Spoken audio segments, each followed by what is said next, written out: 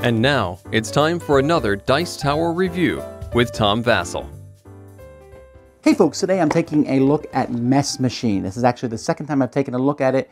The first time was from Vasel Games, but now Quick Simple Fun has reprinted it. It is essentially almost the same game.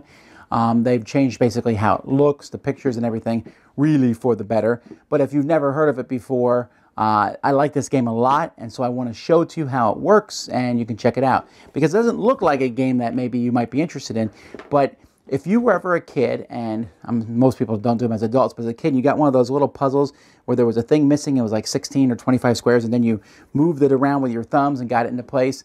This is kind of like that, but you're doing it together, kind of. Let me show you.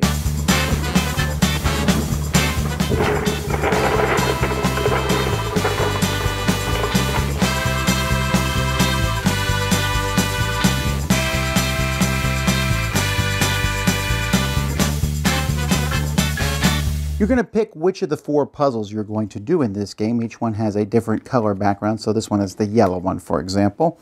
You can put them into one of the plastic bags that the game provides and shuffle them up if you want, or you can just shuffle them yourself. And then you're going to build a grid.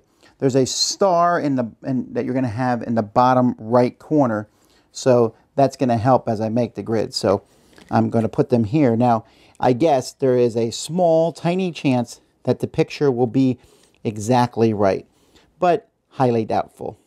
So as I put this together, you may be wondering what this picture is, because it's not really making any sense here. And so hang on, let me put these stars in the corners. Hey, there's a kid's face. Well, that's helpful. So let's get this done here. Doop-a-doo-doo-doo-doo-doo-doo-doo. All right. Okay, so I have the grid finished. That's not what the picture looks like. In fact, you can see here in the back of the book what the picture should look like. Doesn't look like that. A boy with some kind of mechanical dog. You can see each picture has a very anime look to it. Now, players are going to be putting this picture together. Each player is a color. This doesn't matter about the color of the puzzle. And you're going to get buttons that show A, B, C, and D. These are going to be the moves that players are going to be making to fix the puzzle. So, for example, A and B both work with the rows, C and D's with the columns. With A, you can switch the first and the third, the first and the third, or the second and the fourth. And with C, the same thing, first and third, or second with the fourth in a column. With B's and D's, you switch 2 that are next to each other, although you can't switch the ones that are in the middle. So I'm trying to get the right things into the right spots. Sometimes something might be in the right spot. Like this one here is in the correct spot, but this one is not. So you're going to try to figure out what everyone else is going to do and what buttons they're going to press. So I'm going to pick 2 buttons. So I might pick, I don't know, let's say I'm going to pick A. That's a button I think I'm going to press a lot.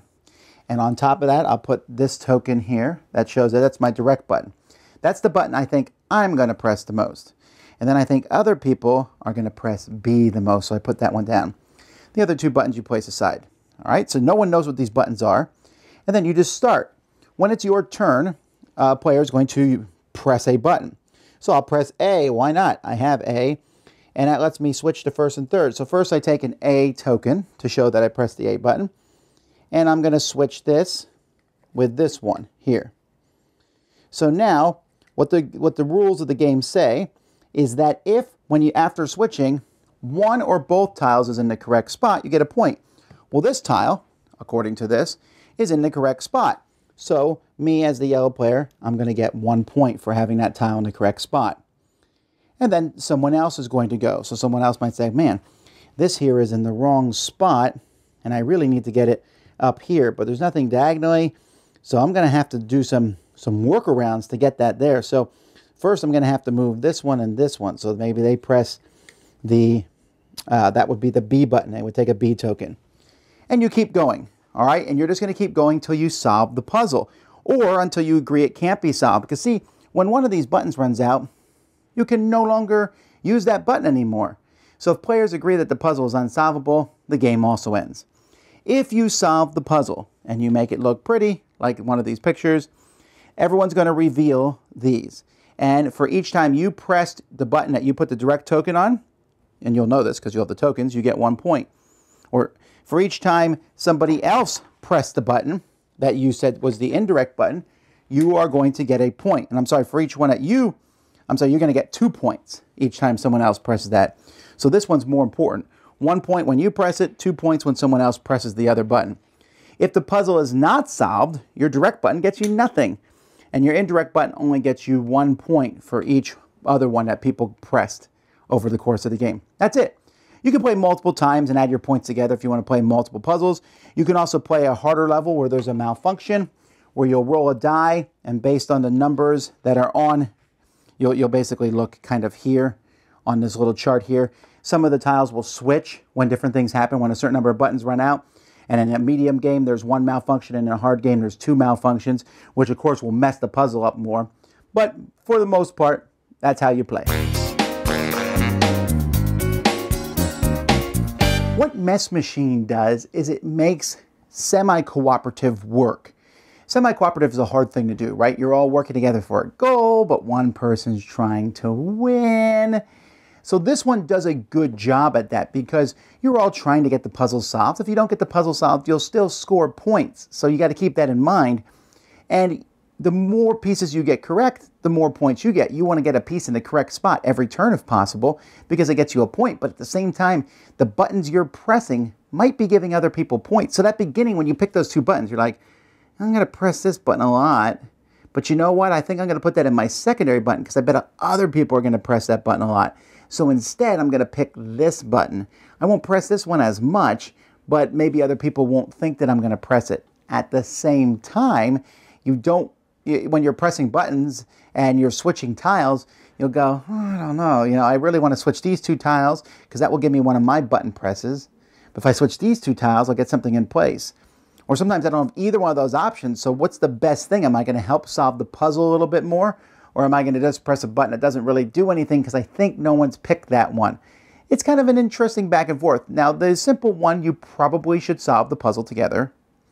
The medium weight level, maybe that malfunction can mess things up, and hard puzzle is really, really quite difficult. But it's fun and it's intriguing to work back and forth, and it scales well because the number of buttons, it lets you move the pieces the same amount no matter how many people are playing the game. The pictures in this one are way better. I mean, they have that anime style to them. My biggest issue with the things is I wouldn't have minded if they put like a small number in the corner of each one or something just to show that it's in the right spot so you don't have to keep looking at the picture. Because as you could see from the example I did, you're not really quite sure that it's in the right spot. You got to kind of go back and look at that thing all the time to see if it's in the right spot because it's not so easy to just see at a glance. Maybe if you play the game a lot. But still, this is an incredibly unique, innovative game. I haven't seen any other game like it, really. And it's one I think people should definitely check out. That's Mess Machine. Dice Tower Judgment, excellent! Thanks so much for watching the Dice Tower videos. Find more great videos and reviews, as well as our top-rated audio podcast at Dicetower.com. You can also find other great shows at DicetowerNetwork.com. I'm Eric Summerer, and you've been watching The Dice Tower. The Dice Tower is sponsored by Cool Stuff Inc., where you can find great games for great prices. Cool stuff in stock. Check them out at CoolStuffInc.com. Shut the door.